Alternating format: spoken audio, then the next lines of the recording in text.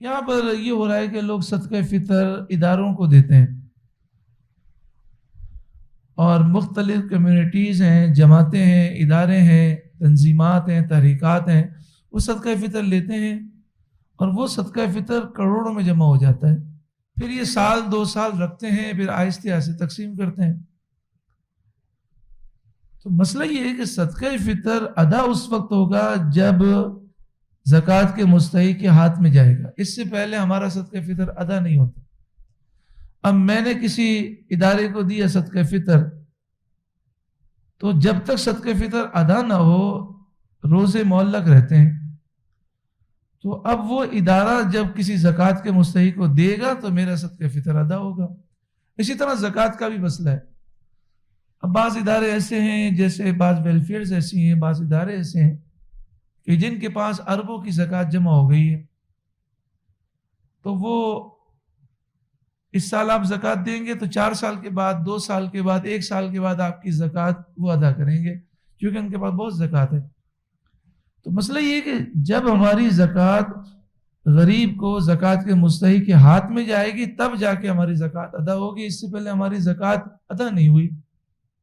ہاں یہ ہے کہ ہم نے نکال دی ہے مگر ادارے کے پاس ہے، تو اس لیے سب سے بہتر طریقہ یہ ہوتا ہے کہ ایسے ادارے کو دیں، ایسے مدرسے کو دیں کہ جو فوراً صدقہ فطر، زکوٰۃ وغیرہ ادا کر دیں، یا پھر خود تلاش کریں، زکوٰۃ کے مستحق کو خود تلاش کریں، اس کی مدد کریں، تاکہ، کیونکہ بہتر یہ ہے کہ صدقہ فطر ادا کریں نا تو عید کی نماز سے پہلے ادا کریں، یہ بہتر ہے، تاکہ عید والے دن جو غریب ہے وہ اس کی پریشانی دور ہو جائے۔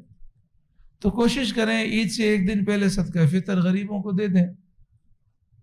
اب آپ سوچیں غریب آدمی ہے، اس کو صدقہ فطر مل گیا تو اسے عید کے دن، باسید کے دن پریشانی نہیں ہوگی، اس کے لیے راشن کا سامان مہیا ہو گیا۔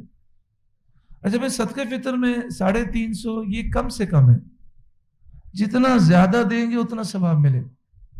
جیسے حدیث پاک میں ہے کہ صدقہ فطر کشمش سے بھی ہوتا ہے،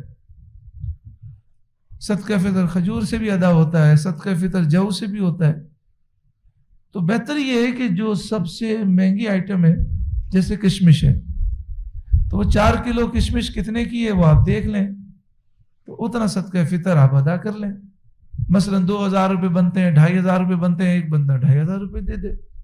اب سوچیں اگر ہم 2500 روپے نکالیں اور عید سے 1 دن پہلے، تو ہم 5 فیملیوں کی، 5 خاندان کی مدد کر سکتے ہیں۔ گھر میں 5 افراد ہیں تو 2500 ایک خاندان کو دے دیے، 2500 دوسرے خاندان کو، تو 5 خاندان جو ہیں وہ عید کے دن اطمینان سے عید کے ایام گزار لیں گے۔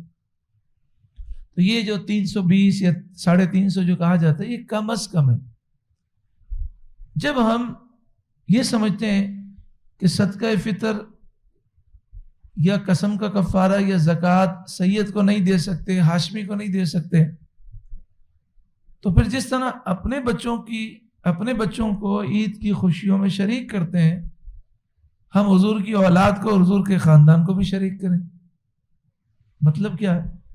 اگر ہمارے 3 بچے ہیں تو ہم سمجھیں 4 ہیں، تو ہم اپنے بچوں کے لیے جو عید کے کپڑے سلواتے ہیں، جو عید پہ خرچہ کرتے ہیں، ایک خرچہ زیادہ کر لیں اور کسی سید کی خدمت کر لیں۔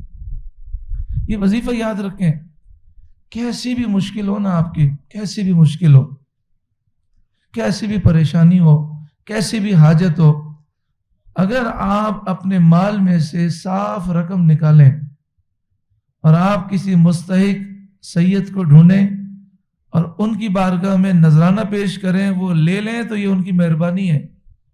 آپ حضور کی اولاد کی بارگاہ میں نذرانہ پیش کریں، پھر دیکھیں حضور کیسا کرم فرماتے ہیں۔ ان اللہ یعلم ما تفعلون، بے شک اللہ خوب جانتا ہے جو تم کرتے ہو۔ ولا تشتروا بعہد اللہ ثمنا قلیلا، اور اللہ کے عہد